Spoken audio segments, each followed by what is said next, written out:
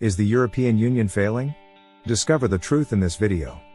With a total population of 447 million inhabitants, the EU is the third largest economy in the world after China and the United States, and is a joint group of member states whose dollar holdings, used as a reserve currency after the US dollar, are roughly equal to all other currency reserves combined.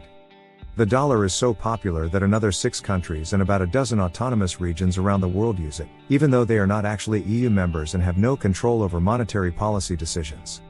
The region is certainly very important from an economic point of view, but it also has its problems.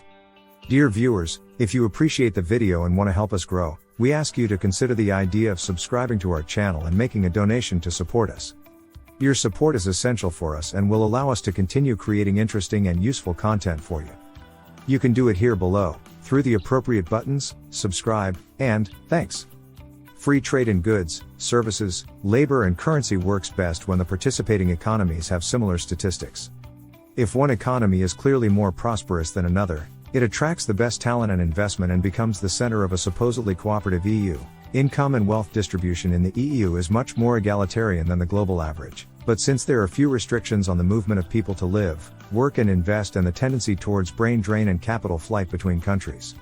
At purchasing power parity, the EU's wealthier economies have a GDP per capita 5 times higher than that of the poorer economies, and some economists are beginning to wonder how sustainable this situation is in the long run. These concerns arise before taking into account other serious economic problems like the debt crisis that has plagued the economy over the past decade, Brexit, the outbreak of a war between major energy suppliers, and a general shift toward less economic cooperation. We have discussed the implications of a Chinese economic collapse for the global economy on numerous occasions, each time with the big caveat that the future is impossible to predict and that it is highly unlikely that China will go anywhere in the near future. Speculations about the future of the EU are likely to pose similar problems. It's problematic. No one knows what will happen, especially when it comes to the economy. But in terms of real economic threats to watch out for, not only is the EU more likely to disintegrate than a sovereign state like China, but the economic consequences of such an event are likely to be greater. In any case, as always, exploring these economic issues can tell us a lot about how an economic union like the EU works. What, then, are the major economic threats the EU is currently facing? How likely are these problems to push other countries to leave the EU, as the UK did?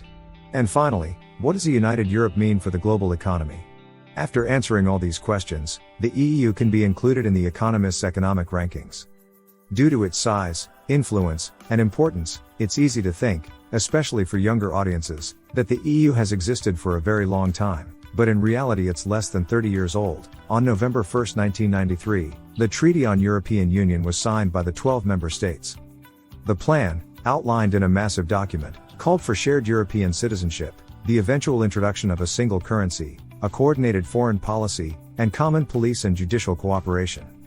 The original 12 member states were not chosen at random, but were members of 3 organizations: the European Economic Community, the European Coal and Steel Community, and the European Atomic Energy Community.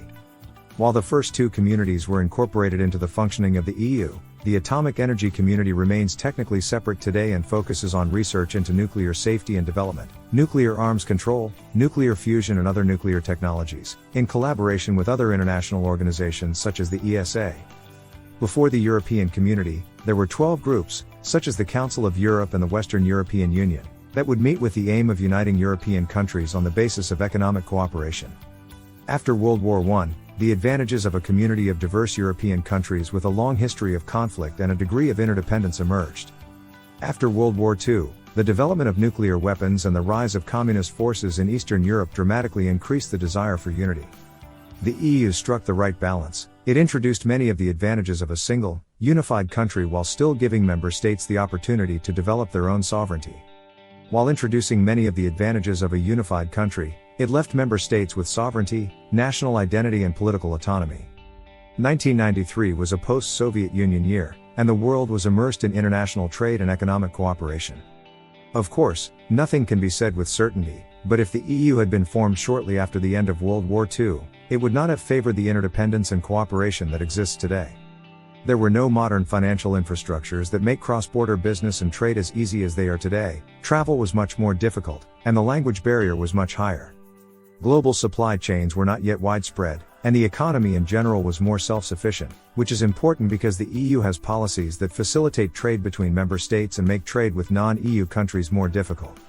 In other words, it is advantageous for countries to be able to freely trade their goods and services, as well as labor, with other member states without tariffs, quotas or labor restrictions, and the protectionist measures imposed by the EU make their industries less exposed to unfair competition from cheaper production sites outside the EU.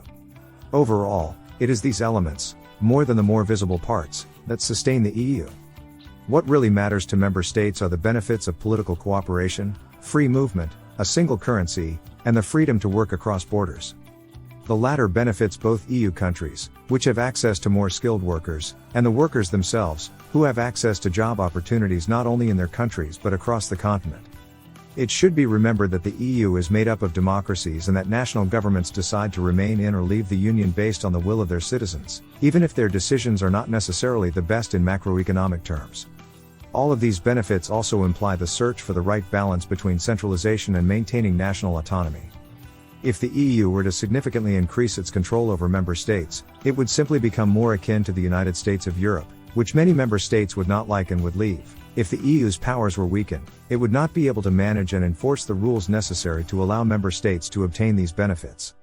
If the EU were to fail spectacularly or gradually lose membership, it would be because it was no longer able to provide these benefits or maintain its delicate balance of powers, which is already in jeopardy for many member states. The global pandemic led to the disruption of many production lines, as governments acted to slow the spread of the virus by shutting down factories and limiting shipments. The movement of workers across borders has also slowed, and remote work has become more common. The war in Ukraine has reinforced the idea that countries must remain self-sufficient and not become completely vulnerable when external shocks disrupt the sensitive supply lines they have come to rely on. The EU's emphasis on free trade makes this trend a serious threat. Remote work has also allowed people to work wherever they happen to be located.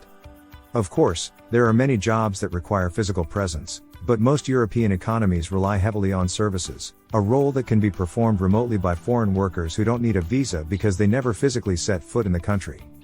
This also allows European companies to find highly skilled workers willing to work for much lower salaries than their European counterparts. This is obviously an anecdotal example, but the Economics Explained team includes researchers from the UK, Canada, and Germany, a Greek social media manager, a Moroccan web developer, a Ukrainian video editor, and of course me from Australia. None of us has ever met in person and all of our work is done online. Examples like ours may be a bit unusual, but they are by no means unique. When the EU was established in 1993, this kind of cross-border work was unimaginable. The ability to hire workers from other countries and work freely anywhere in Europe was therefore a much bigger issue for many member states than it is today. For some member states, the fact that their workers could easily go to work in other countries was becoming a burden. For workers in countries with average low wages, it makes sense to move to other countries where highly skilled and well-paid jobs pay more. For example, a Romanian engineer can earn much more working in Germany than staying in their home country, which means that Romanian companies lose workers and have to raise wages to compete with economically stronger EU member states. This process is called brain drain and we don't want to repeat it too much because we recently made a video about it. This is because, unlike someone moving from India to the United States, someone moving from Bulgaria to Ireland does not need to apply for a visa and go through the approval process. The advantages of a single currency are also a double-edged sword. On the one hand, it would make trade and commerce between member states much easier, but on the other hand, it would give member states access to a global reserve currency that attracts much more international credit than their own currencies would. All other EU countries would be forced to conduct international trade and borrowing in an alternative reserve currency if this were to happen. In summary, the European Union gets a very good final score of 7.8 out of 10 in our assessment of the world's economies. This is due to its strength in key areas such as international trade, technological innovation and political stability. Of course, the EU cannot compete in size with superpowers like China and the United States. But it still hosts advanced and globally competitive economies. To explore these topics further, additional video content and podcasts are available on our website. We invite you to check them out. Comment to let us know how we can improve. Your like would make us happy. Do not forget to subscribe to the channel so you don't miss the next video.